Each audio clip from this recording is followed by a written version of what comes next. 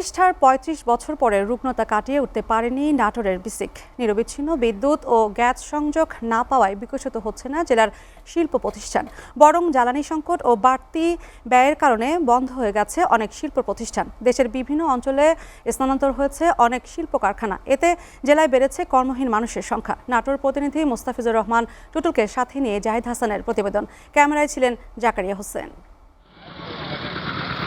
কর্মসংস্থান সৃষ্টি ও শিল্প বিকাশের লক্ষ্যে 15.5 একর জমি নিয়ে 90 দশকে নাটোর জেলায় যাত্রা শুরু করে বাংলাদেশ ক্ষুদ্র ও কুটির শিল্প কর্পোরেশন বিসিক। শুরুর দিকে অ্যালুমিনিয়াম ইন্ডাস্ট্রি সহ বেশ কিছু শিল্প ইন্ডাস্ট্রি গড়ে উঠলেও জেলায় পাইপলাইনের মাধ্যমে গ্যাস সরবরাহ ও নিরবিচ্ছিন্ন বিদ্যুৎ না পাওয়ায় এখানে একে একে বন্ধ হয়ে যায় অনেক শিল্প প্রতিষ্ঠান। আবার অনেক শিল্প প্রতিষ্ঠান স্থানান্তরিত হয় অন্যান্য জেলায়। শিল্প মালিকরা বলছেন, কর্মসংস্থান সৃষ্টি সহ অর্থনৈতিক উন্নয়নে শিল্প বিকাশের কোনো বিকল্প নেই।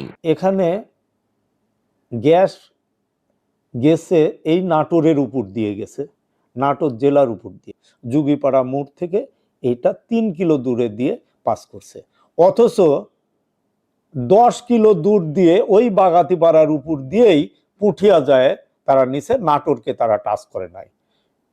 এর জন্য নাটোরবাসী এবং নাটোর শিল্পের যে ক্ষতিগ্রস্ততা হয়েছে এটা অপূরণীয়। নাটোর বিসিকের উপব্যবস্থাপক মেহেদী হাসান জানান, নাটোর জেলায় শিল্প বিকাশের প্রধান প্রতিবন্ধকতা নিরবিচ্ছিন্ন বিদ্যুৎ সরবরাহ ও পাইপলাইনের মাধ্যমে গ্যাস সংযোগ না পাওয়া।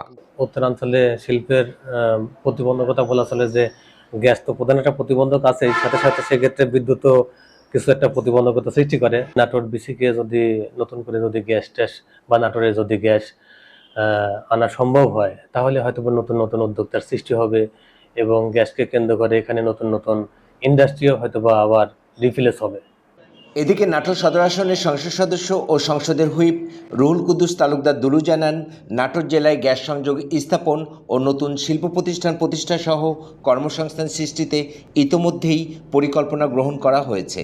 এই কর্মসংস্থানের জন্য বিশেষ করে যেরকম প্রাণ, যেরকম আপনার পার্টেক্স, এরকম বড় বড় শিল্প প্রতিষ্ঠান যেগুলো আছে তারা যেভাবে নাটোরে সে সময় আমার ডাকে সাড়া দিয়ে এসছিলেন, ইতিপূর্বে এর মধ্যে আমি আরও এ ধরনের বড় বড় শিল্পপতি যারা বাংলাদেশে আছে তাদের সঙ্গে অলরেডি কথা বলেছি, কথা চলছে, তারা আশ্বস্ত করেছে এবং আমি আশা করি অতি শীঘ্রই তারা নাটোরে এসে এবং শিল্প প্রতিষ্ঠান করার জন্য যে ধরনের জায়গা দরকার তারা সে সমস্ত জায়গা পরিদর্শন করে যত তাড়াতাড়ি পারে তারা পদক্ষেপ নেবে। দারিদ্র্য বিমোচন সহ শিল্প বিকাশের সরকারের গৃহীত পরিকল্পনাগুলো দ্রুত বাস্তবায়ন করার কথাও জানান whip M Ruhul Quddus Talukdar Dulu. Zahid Hasan, SA TV, Natore.